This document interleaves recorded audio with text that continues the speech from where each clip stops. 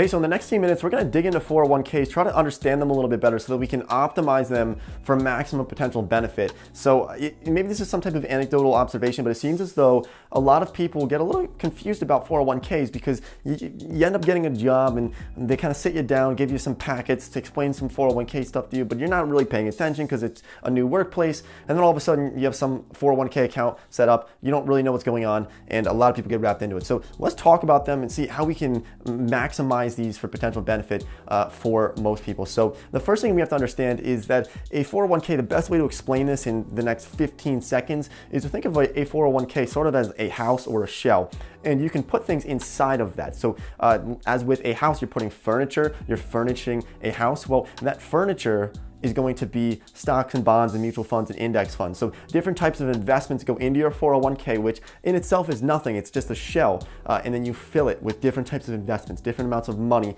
going into that 401k. And it's a retirement account. It's one of those things that the federal government gives us sort of to help us prepare for retirement, get set up for retirement, because the government, as much as they do tax us, they do want us to be successful for retirement. They don't want to be trying to pay for us when we're 85 years old on the side of the road because we don't have enough money. They don't want to see us in that position. So they want us to be successful. So they give us that opportunity to have those retirement accounts. A 401k is one of those retirement accounts that most people have available to them if they're working for a corporation or a larger business. If you're working for a small business that doesn't offer it, or you're self-employed, there's things that you can do to really mimic a 401k, pretty close to a 401k, to get pretty similar benefits to it.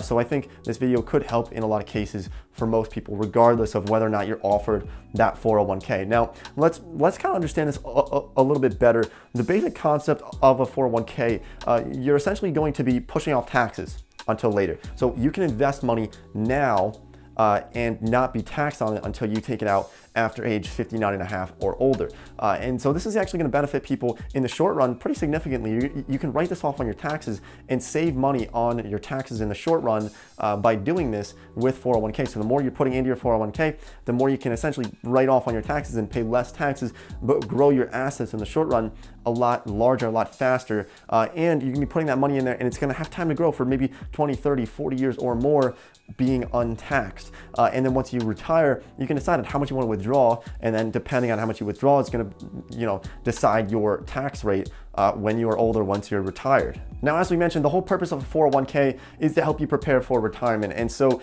naturally, the government is going to slap you with a 10% fee if you try to withdraw money from this account earlier than age 59 and a half. So you want to keep that in mind, as well as you're going to be paying traditional taxes on top of that 10% fee, which can really kind of be deterring from taking money out of that. So you're not going to be able to access this very easily. There are exceptions, there's emergencies where you won't be hit with that 10% fee that you can also consider thinking about. You can look into that a little bit further. You can read into it a little bit more. But generally speaking, it's hard to get money out of a 401k without being hit with those fees. Sometimes when people go from one job to another, especially younger people, when they go from one job to another, they'll actually cash out from their 401k, and when they cash out, they are hit with that 10% fee. There are ways to roll it over into a different company, or you can continue to pay the fees with your own company, with your old company. There's a lot of different routes you can go in terms of changing organizations. A lot of people change jobs these days a lot faster than they used to, and you want to think about that, but you don't generally want to be hit with that 10% fee, paying taxes on top of that every time you're switching from one job to another.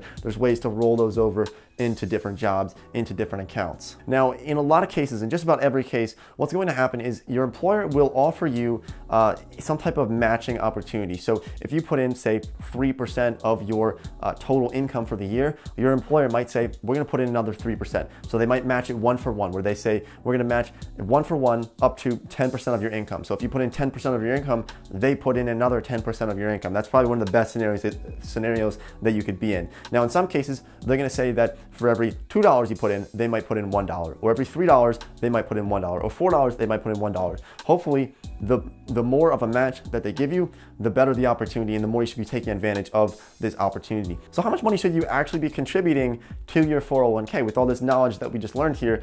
And most financial professionals will agree that you want to max out your 401k up to the point where your employer is not matching it anymore. So if your employer says that they're going to match it up to 10% of your income, or 15% of your income, maybe 6% of your income, whatever they're offering to match it up to, most financial professionals advise that you go to that level at least, because that's free money that you'd be leaving on the table. And even in cases where you might have some debt, some credit card debt, some other mortgages, some other payments that you might have for car loans or student loans, you still want to max out that 401k to the point where they're not going to be offering those matches anymore. Now, there probably will be a gap for most people. There will be a gap between the point where the employer stops matching your contributions and the point where the government actually allows you to put a certain amount of money. I believe it's about $19,000, maybe $18,000. I can't remember the exact precise figure because I think they just increased it. But between that amount and $18,000 or $19,000, then you can actually keep putting that money in. Your employer might not match it,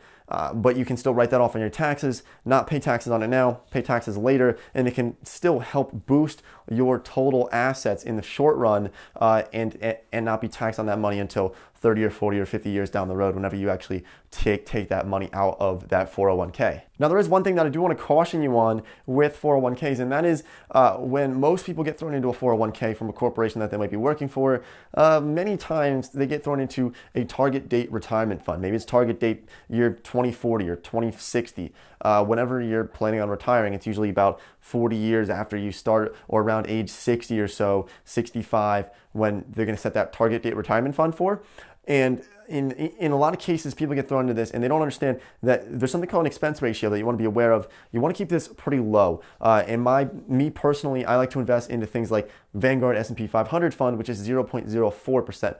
A lot of times people can be thrown into these ones that are 1% or more for the expense ratio. Now, a 1% fee on your portfolio, on your 401k per year, that's 1% of your 401k. So if your 401k grows 2% next year, they're going to take 1%, which means 1% is 50% of 2%. And that's how seriously negative it can have of an effect on your portfolio if you're paying these high expense ratios. So when you're actually looking at your 401k, thinking about different investments to get into, they're probably going to start you off with that target date retirement fund.